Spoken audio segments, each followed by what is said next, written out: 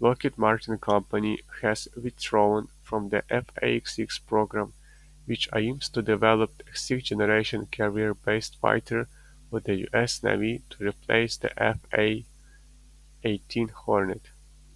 According to Brecken Defense, Lockheed submitted a proposal, but it didn't meet the established criteria.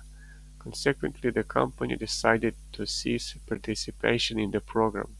Currently, Northrop Grumman and Boeing are competing for the multi-billion-dollar contract. For Northrop, this is the first carrier-based fighter project since the F-14 Tomcat, while a win for Boeing could be crucial for the future of its military division in St. Louis.